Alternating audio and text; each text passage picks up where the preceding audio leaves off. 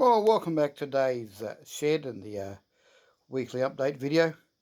It's Tuesday, starting the week a bit late. Yesterday I made a trip to Bunnings and picked up some supplies and bits and pieces, and I've refixed again the big cut-off saw. Yes, I know I only fixed it about 3 or 4 weeks ago, but when I went and purchased the blade I put in it last time, the blade was too small for this machine.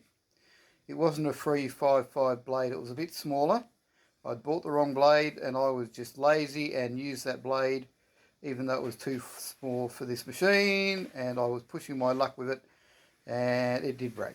But anyway, I've gone to Bunnings, I've picked up a new blade, we've repaired it, it's got the proper blade in it so it's back in service, ready to be used again, and I'll not to push it as hard. Yeah, that was my fault. It wasn't a bad blade, it wasn't a bad anything, it was my fault. I put the wrong blade in it, it was too small for the machine, and then I was over pushing it because it was a smaller blade and it failed. As things do if you push them too hard beyond what they're capable. Anyway, there's some interesting stuff going on, which I will show you all very soon. The only hassle at the moment is I am struggling with the cicadas are out in full song most days. They are doing my head in. I do have a hearing issue.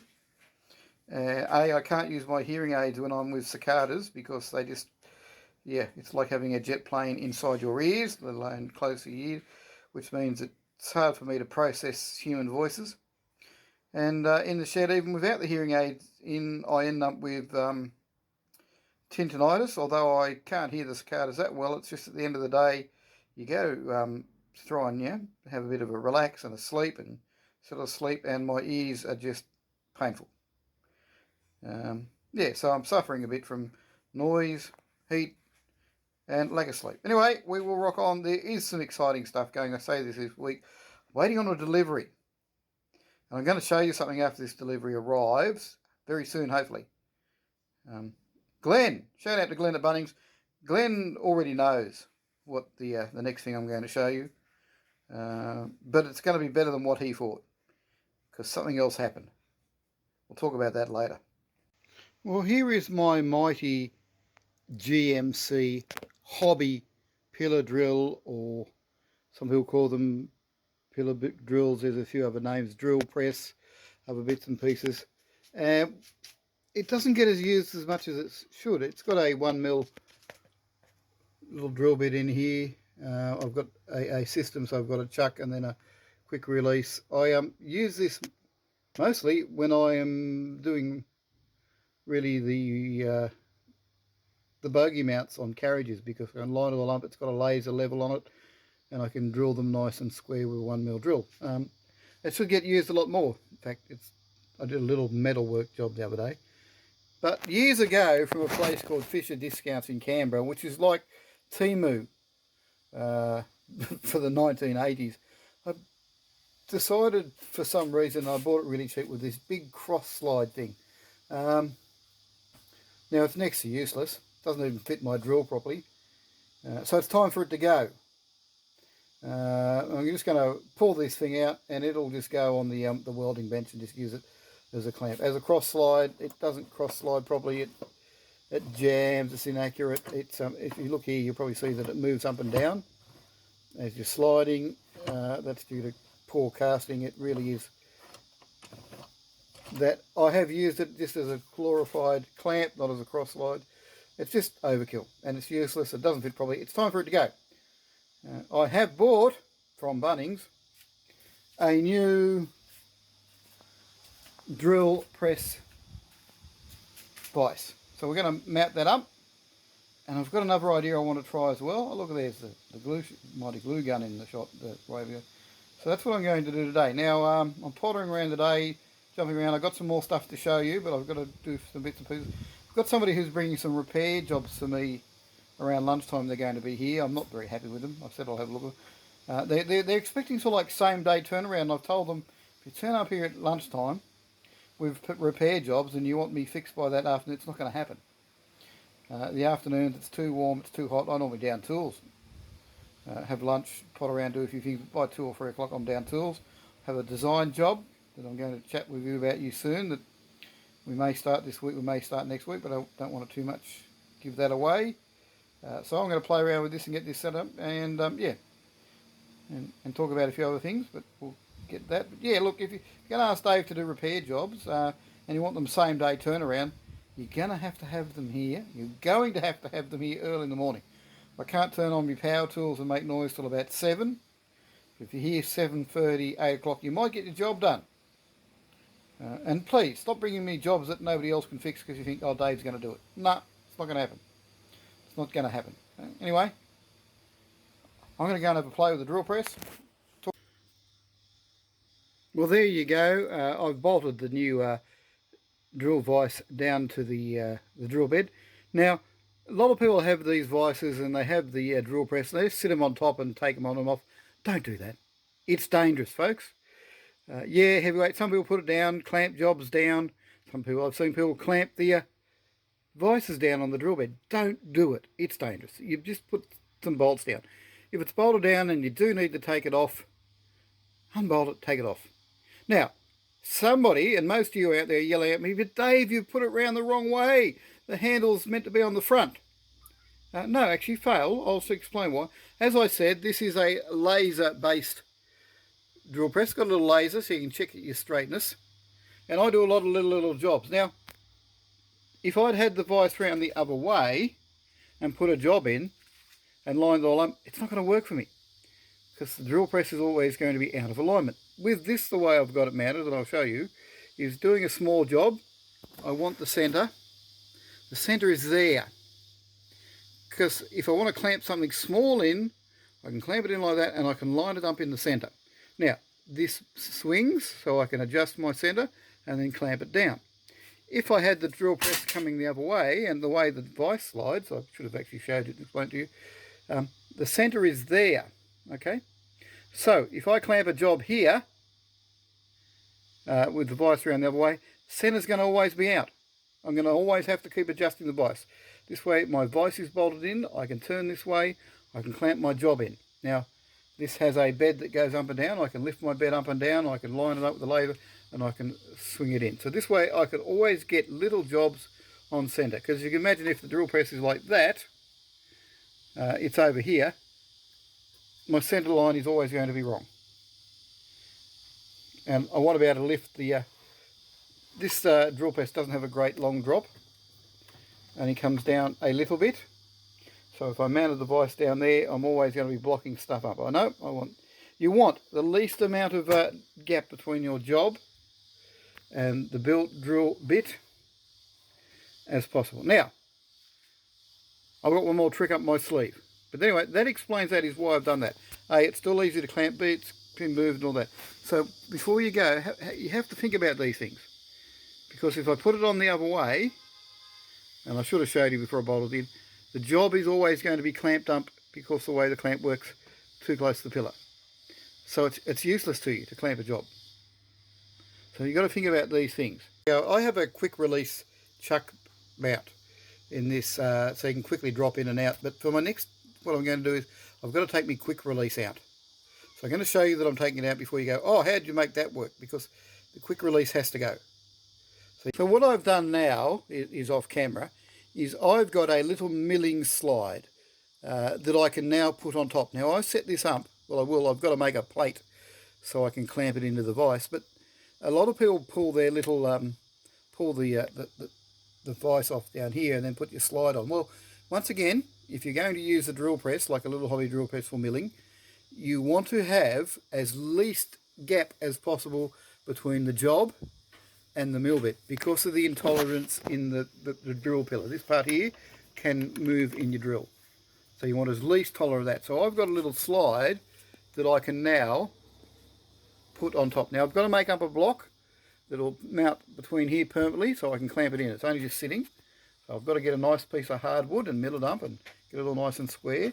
And that'll clamp on there and hold that there. So now my little drill becomes a small mill. Now you're not going to mill big stuff, just little hobby stuff doing that. This is a not too bad a slide. Now this slide's pretty accurate, but it doesn't move very fast. But for little milling jobs, you could do it okay. Now I do plan later that I'm going to probably use an Ozzotto cheap little rotary tool and make myself up a little dedicated milling machine. That is one of the plans. But that's down the job, it's down the track. We'll get that done. But in the meantime, this is what we're planning to do. Now, with the way I do it with this is I don't have to pull off this vise. I'm going to put a nice bit of hardwood in there, mount this to the hardwood, and that will clamp in my vise. I'll show you when I get that done, but that's the direction we're heading in. Okay, so I've mounted everything up. Now, just a reminder, this is just how I would do it. There's no right or wrong way. You set your machine up how you want to. This is just a suggestion how I do things. Now, people are going to say, why don't you mount the vise, the drill vise, on top of the slide? Well, no, because this little slide has its own clamping system. It's a mill clamping system, which is better for clamping long jobs. Now, I've got my spirit level in the background to make sure everything's level. Now, I'm not actually got a cutting bit in this. This is just a broken drill bit I have in the truck for demonstration purposes. I wouldn't be milling timber like this anyway. Well, I might, but it's just for demo. I've got that bolted down. And you can see the level there is to make sure my slide's level. It's actually not spot on. You'd have to level up a bit more. But that's how you then use it as a little mill. Now, this is not ideal milling like this. There is a few issues, and you do want to have your chuck as close to the job as possible. The bit you're using as close to your job as possible, because in these pillar drills you do get chatter, so you want that. So I've got a little gap. Now, the other little tip on mine, I actually have to unscrew one of my handles. Very lucky to screw out, because if you'll notice, if I went to pull down that, the handle that was there would bash the job. But I'm very lucky that I can pull down. So I can pull down with only the handles there, and then I can machine the job. And that's how I would do. Very light, very small. You're not going to be building the Titanic. It's just a little lightweight aluminium and little jobs where you want a nice little machined slot. You could do that. If I was using timber, I'd more likely go to my little Ryote router. But yes, once again, you can put the router bit in here, very carefully line it up, and you can mill very well. It's not going to be spot on as using a professional drill, but you can do a half decent job. I will do some jobs later to show you, but not today.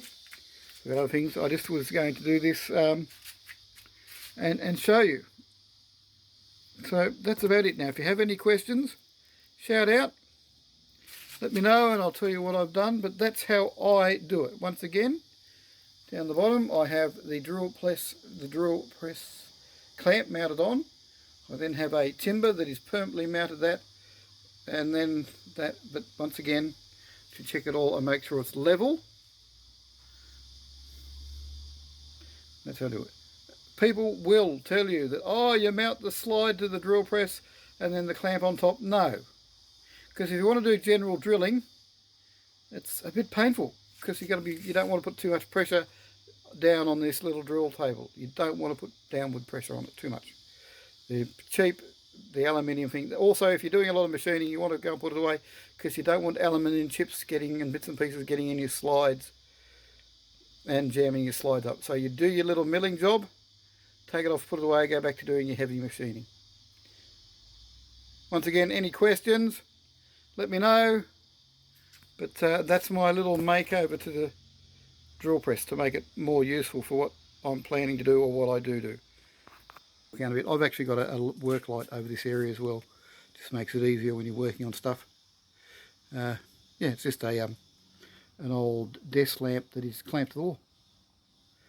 Okay, we'll chat again very soon. That ends the drill press makeover. Here comes Pussycat to tell me it's lunchtime. I'll talk to you soon. What you doing, mate? Lunchtime, is it?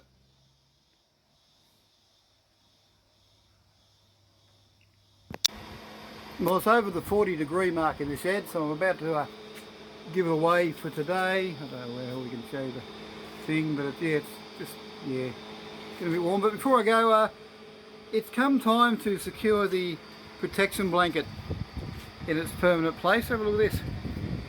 done its job at some stage. Look, there's a few little burn holes in it and bits and pieces, which is what we want it to do. We want to burn the blanket. This is a wool fire-rated blanket, pink. I'm using what I've got, and yes, before anybody asks, I'm allowed to use this chuck-out blanket that I said, oh, that's a good wood blanket, I've got to use for that. It's been used for a few moves, as a mover's blanket and all sorts of stuff, but now got a new purpose as protection and sealing, but I thought this was clever. I needed a way to secure it to the pelmet. I thought, how about we use some builder strap? I was going to look at putting a wooden batten in. I thought, no, this is very industrial. This will do. Works perfect. When you roll the blanket up, you're not going to see this anyway.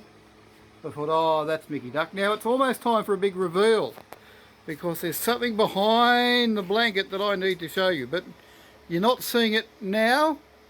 You might have to wait for a bit, because I'm not quite ready to do the big reveal. And by, if anybody asks, yes, at the two ends I measured the distance. I made sure the distance off the floor was the same at the two ends. So we're all done. So that's good. That's the blanket down. It means I can do some stuff over here and not hopefully destroy things too badly. But anyway, it covers all the controls. It covers all the bits and pieces. Very proud with that. Goes back over the roof. But I'm not going to show you the rest of it yet. Stay tuned. Keep watching the video to see what comes next. But that's it for today. I'm disappearing from the shed for a while. Shake, shake, shake, rattle the camera. Okay, look at that. Oh, by the way, I've pulled all the filter battens out of the lights. They were just annoying me. There's diffusers in these LED lights that they are just this morning. I thought, no, they're going. It's a bit annoying sometimes when you look up and you put your lights in, your eyes into the LEDs, but no, they're annoying me too much. I thought, no, I'm pulling those diffusers out. It's a bit of an ongoing theme. I put them in, I pull them out, I put them in, I pull them out, but no, it actually with them out increases the light output significantly. So there we go. Anyway, it's Tuesday afternoon. It's about 1 o'clock in the afternoon. Yeah, it's time to sit down tools for a bit. I've got something else I want to show you later this evening, but we'll wait. We'll wait for that later. I have to come back in about 30 seconds. Don't go anywhere. There's more to come. Look at this. I've got the Ryobi fan running as well today. Just moving a bit of air. It's not on this cycle because I don't want to put too much water in the shed, but these are groovy. These Ryobi everything. Oh, and by the way, and somebody's bound to bringing up the cross slide. Yeah, it's lime green. Deliberately ordered one that was lime green. Deliberately. Well, it's later in the afternoon, early evening. Things are starting to cool down a bit. I want to show you some a magic trick. Now, this has been brought around by my brother, my older brother, who's probably watching the video. G'day, bro. A couple of weeks ago, he mentioned, I should tell the backstory. He does production for theatres and bits and pieces. Does a lot of work on schools, hire him to come in and help do their yearly musicals and productions and stuff. And the other week he was saying, couldn't believe it, had to go and buy a mirror ball because they were working on something that had a disco theme or something. I forgot that part of the story anyway. Now I've been going through my cupboards, chucking out all sorts of stuff, but I thought I'd show you this. Now this room is my, it's what we've done, the shed, it's the man cave. You know, I've got the big TV over there, I've got the surround sound. Can't show you the surround sound on or something like that because we'll probably get a copyright strike. But one of the things I've been fiddling with, and I'll show you this, I've got a magic switch up here. And I'm going to turn this on, and there we go, 1970s disco ball. How about that? That'll confuse the video. So anyway, I've got the old disco ball, the old mirror ball set up. I've got two little old what they call pin spotlights set up here, so you can do all sorts of fancy colours and effect. Just so happens that when I'm fitting the video, it goes into strobe effect, doesn't it? Really good. When you've got music on, the actual lights can change and blink and flash. They're just auto. Just thought I'd show you that. Just to say, hey bro! Look at that. bit of something different. This fits in the theme of been working on the lighting in the shed. Show that something a bit different. Rightio, we're not ready for the big reveal yet. It's coming. I just thought I'd show you this. This is not the big reveal. This is just something a little bit different. Just, yeah. I'll put this down to playing silly fellas in the man shed, eh? Ooh. Right, I'll get out of your hair now. Got to go and put on my chicken nuggets and do some other stuff and have a bit of a feed and working on a few designs. Yep. We'll talk soon, I hope.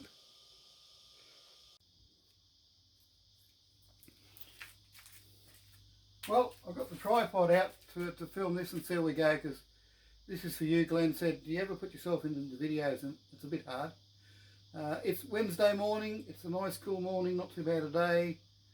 Cicadas are causing a bit of annoyance. But anyway, about to do the big unveiling. We almost need a ribbon to cut to do the big unveiling. Oh, look, we actually do, look at this. So I'm about to do the big unveiling. So I've got this ribbon, so we will undo this. Welcome all to the unveiling of what's behind the blanket.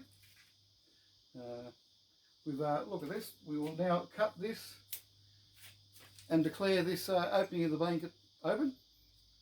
And I will throw back the blanket and we'll have a look what's behind and go, wow! Pardon my back to the camera. Roll the blanket up. Look at that. All the way up, Dave, so we can see what's going on. But that's not the magic. How about this? Ta-da! Now I've got no way of seeing how I've got the camera set up if I'm in the shot. But there you go. LED lighting installed. How's that? Oh look, there's a clamp up there ruining what I used to hold the ribbon up. Anyway, that's what I've done. I'll take on a bit of a tour. It's not finished yet because I've made one little stuff up, which I'll show you in a sec. Anyway, bye for now. We'll get on with the video.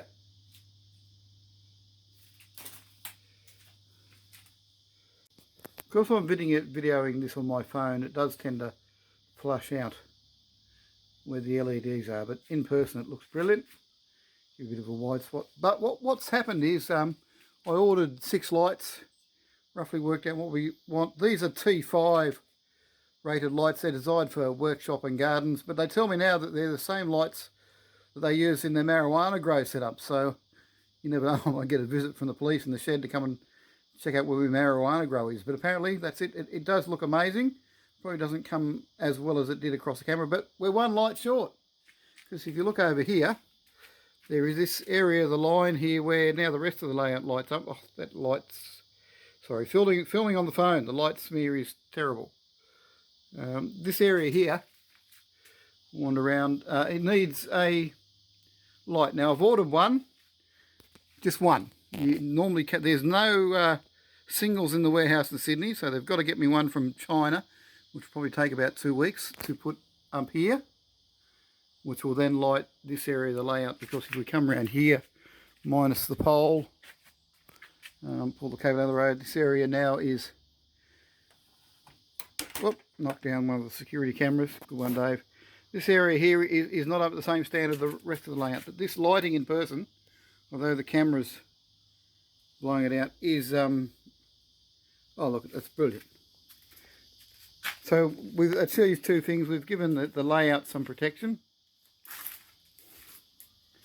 and upgrading this lighting. And it's a bit hard to show on this sort of video format. I might pull out one of the other cameras later and set it up a bit properly and do some proper thing. But it actually is quite magic, the difference it's made. And with the LED lighting down the side that pops on, it's just made everything pop. If you're not impressed with it, I am. It just makes everything wonderful.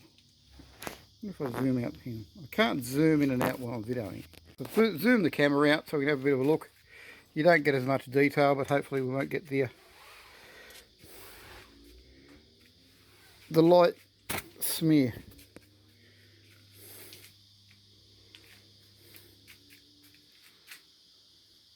But if nothing else, I'm impressed. I'm happy. I'm Mickey Duck with that. Doing something silly here. I'm walking around unaided, which is not good. I might face plant, which would make a good video. Now, we did have to have a bit of a compromise to fit in Pelican Pete up the top. This Puff the Magic Dragon, I'll have to redo Puff the Magic Dragon, because this Puff the Magic Dragon's all falling apart from things. Poor old Pelican Pete, stuck up there in his little world. There we go. Yeah. So that has made a major change and a major update to everything, and it's certainly made life a lot easier. And once we get that last LED in and then fix up our top protection, it'll be brilliant. But that's the update I've been promising, that hang around, there's something good coming. Well, that's something good. Okay, I'll get out of your hair now. It's almost coffee o'clock. Day later, dollared broker. No, that's what they say, isn't it? I've been doing a bit of tidying up. Hang on, I'm going to kill the LED lights just for a bit. Been doing a little bit of tidying up. Now this layout has sort of like grown, so a lot of stuff is not neat and tidy like you're starting from scratch. But anyway, I just thought I'd put a bit of this is the old vacuum pipe from the failed vacuum project. Just thought I'd run that down there to neaten up, and I put a top lining, a valance, a cover, a bits and pieces. I'll show you the bit I did around the top line of the layout just to neaten things up. Come round here, did the same on the other side, put a bit of timber in here, neatened all this up. Now I did have to compromise because we do have to fit in the lighthouse and Puff the Magic Dragon. Now it has got a rotating light in it, but I'm going to have to down the track a project to replace the rotating light in the lighthouse, because that one rotates far too fast.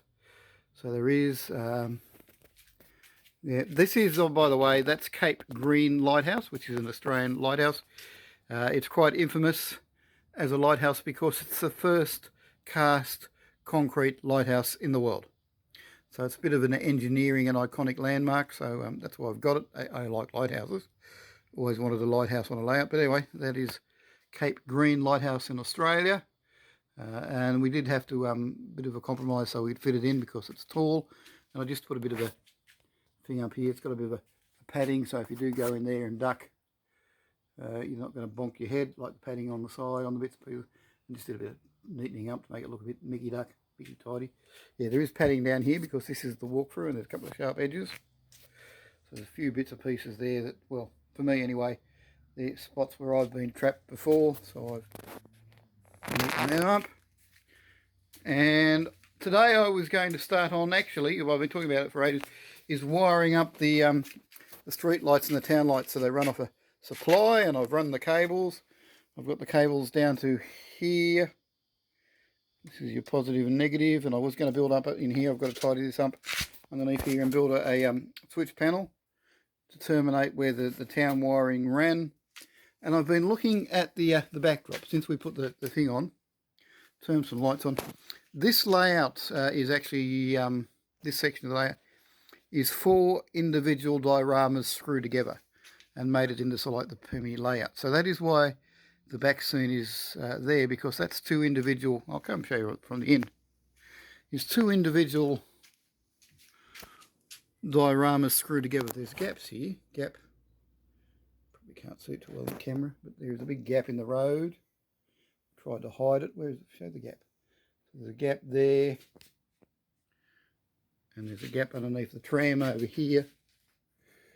Over here you might see it a bit better where the road gap is. This one's hidden a bit better, but there is a gap there because these are all individual display boards which was screwed together when we made the trolley and made it permanent. Now this board, I was looking at extending the back seam. So it went from the base right up into the lighting gantry. That's what I was thinking about, a project of making this bit here, because it ends to go all the way up the top.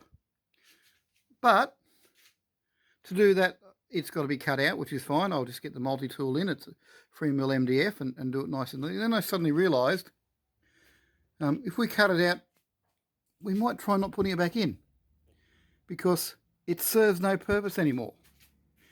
So while I was going to start wiring up the town lighting, and this often happens, I get diverted and go, oh, I'm doing this and doing this. Today's project is, I'm going to cut out that back seam and see how it looks. I was planning to cut it out and put a new one in, but how about we cut out and look how it looks without putting it back in. So I've got to destroy a town, take all these buildings out. Now this cutting out the back seam does have to happen now before the lights start wiring up. Just the way it's all done. But anyway, that's now going to be the project. Let's cut out a back seam. Now before you ask, and you're going to say, oh, why does it have to be cut out? Well, it's got to be cut out down at that level. And the reason is that was screwed when we designed these modules. They were screwed together with the back seams were always that. So there will be, if I can't pull it all apart and take the back seams off. And B, there would be a big gap there anyway. So we're better off just cutting them off at that level there, running the multi-tool. I've got to take all the buildings out. Very carefully running the multi-tool along at that level. That's the plan. We'll see how it goes. So main street destroyed, houses out, the phone booth stuck in there, so it'll go. Now to my own detriment, what's that word? Anyway, I've been treating this, even up till now, as if they were still portable dioramas, which is a bit of a thing, because it dawned on me that it's not being pulled apart ever again. There's no reason why I can't work on the tramway as one complete tramway now. Yep, it was designed to be pulled apart. You could still pull apart and get it out, less likely to. I made that mistake when I was working on the lighting. I was building the lighting system as if it needed to be disassembled, and then I realised, hang on, no, it's going to be solid, it's permanent. This is it's still one big trolley. You could still pull out the whole layout. Hang on, I'll shift some stuff. So the bottom of it is still one big table, and there's wheels down here. I don't know if you can see it. So it is one big, oh, there's a screw.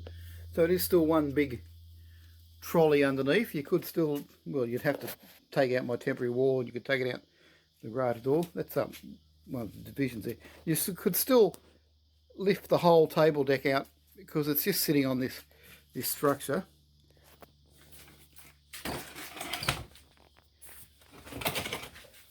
And there's wheels when it was moved down, because we had it on wheels so we could move it around.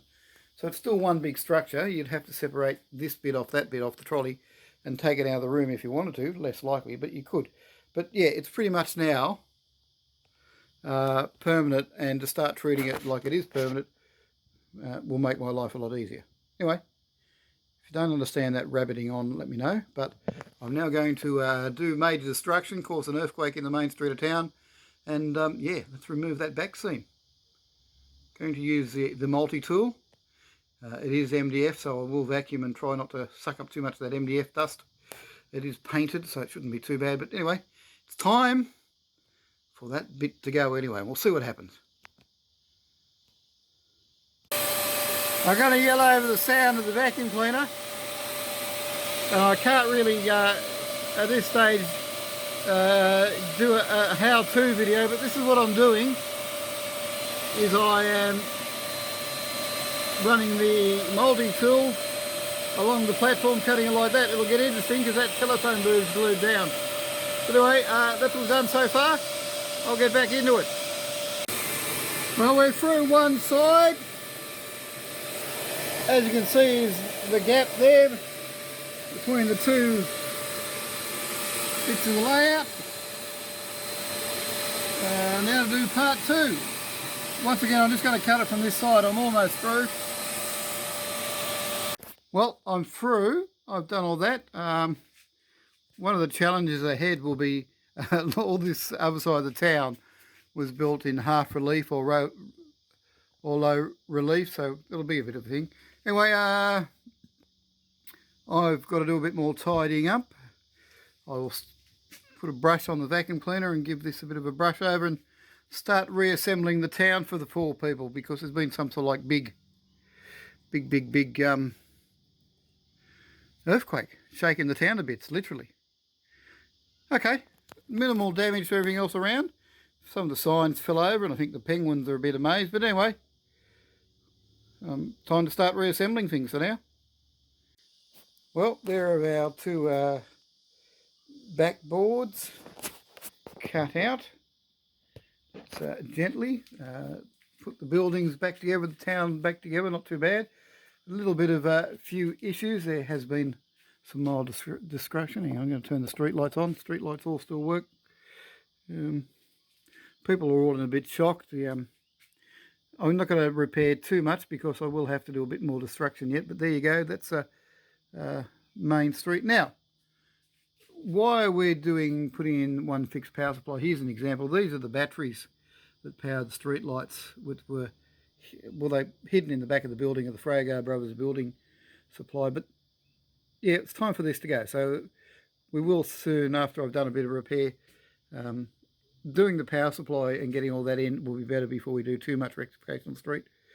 To get rid of all these little battery boxes that are hidden, so there'll be one main point and all the lights can be turned on and off instead of fiddling around.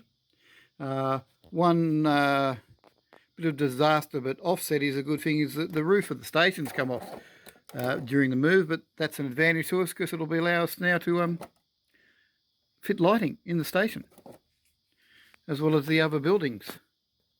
So yeah, I think, let me know what you feel, but I think that's a vast improvement over the town. We'll have to see over the next coming weeks when we shoot videos what happens, but there you go. Yeah, interesting. Let's go back. Let's see if we take a bit of a stand back and have a look over the whole thing.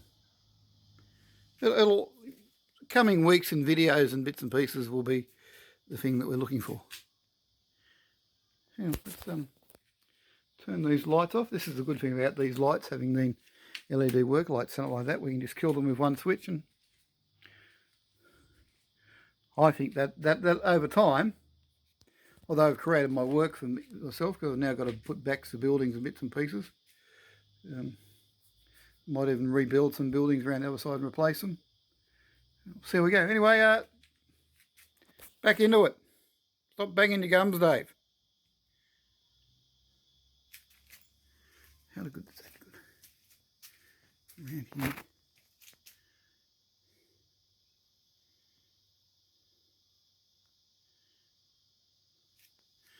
Put lights. So the avenue now opening up to put lights in the servo and lights in the other buildings. Yes.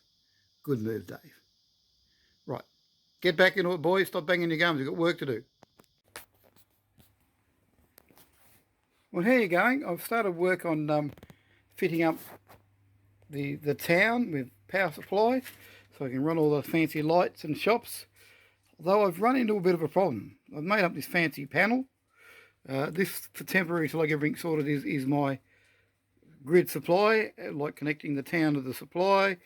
This will sort out the town supply. But we have a problem. And this is a little bit of electronically. I am planning to have 6 volts through my town. Some of my electronic equipment runs off 6 volts. Some of it runs off 4.5 volts. But our power station, unloaded, is delivering 8.84 volts on average. There you go, which is not too bad. Hopefully when we put a load on and regulate it would pull it down. But the issue is, I'll put some lights on, I'll put a load on. Got some LEDs representing town lights. Look at this, I'll show you the switch on and off. So these representing a load that we will put out of town. Our voltage is not pulling down to 6 volts, which means we're not either not putting enough load on our power supply to pull it into regulation, or it's not delivering 6 volts. Now there's no way to adjust that power supply down to 6 volts. So I could take the risk and I could wire up the town And I could take the risk that I will put enough load on it that it'll pull it down to 6 volts, which may not happen.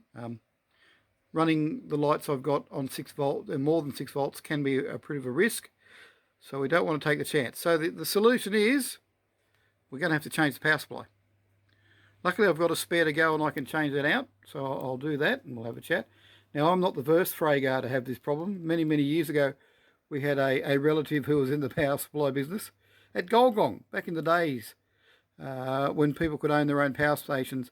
Got himself a bit of trouble. I might put some information in, a bit of a history lesson in this, like you get a bit of a history lesson in some of my videos about what happened at Golgong when the relative was selling power.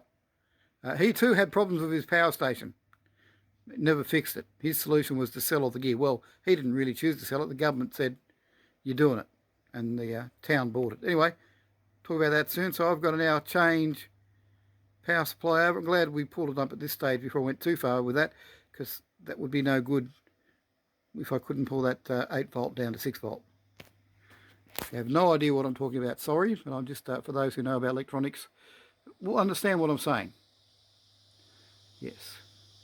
I have a regulation problem. Bit of a joke. I'm going to have to give this away for a bit. I've changed power supply. It's actually getting quite silly now. Yes, we are regulating at 6 volts is what we want on our power supply. Only hassle is when I put a load on it, this power supply then, I've got to investigate what's going on, pulls the load up to 12 volts, like unloaded, which is good. In theory, when you put a load on it, the voltage should drop, but no, not this one. So it doubles. See? Turn the load off, drops down to 6.3 volt, that's okay, that's what we wanted. Load on, I'm not sure what's going on, it's pulling it up to 12 volts. I have to try and work that, get my head around that one. Anyway, I'm just going to give this away. Still me heading, time for a coffee. Well, that concludes this week's video. Hope you've enjoyed this week from Dave in the Shed. I have sorted out, I've got the power turned off. I have sorted out my power supply problem. It was rather obvious when I spent a bit of time thinking about it. What I've got to do is adjust the power supply under load, not adjust it with no load on it. So under load, with a supply on it, set it to 6 volts, it will regulate at 6 volts. Simple as that. Stupid, Dave. That was just one of those silly mistakes. I should have known that. I can't do much more with connecting all the lights up in town because I need to get a few bits and pieces on order. Hopefully they'll arrive later today so we can sort that out. Next week I've got a few jobs on. I've got some bits and pieces. You'll see what's going on. One of the jobs next week is I've got to sort out all my hardware supplies. I won't show you the box because of the disaster. I'm one of those people where I have to see things. Everything's neat and tidy in my shed. People go, oh, you're not organised. Well, I am. I am quite an organised person. But I need to see things. It's all got to be laid out so I can see it. I hate kitchens with cupboards doors because you can't see anything. In fact, in my kitchen, the cupboards have labels on them. If I know where people say, oh, you never put anything away, it's because I get lost. I have a brain injury. My brain don't work right, people. So if something's got a home and it goes there, I can happy to put it back there, but I have to see where it goes. It's no use having a plate full of cups and they go, oh, the cups go there.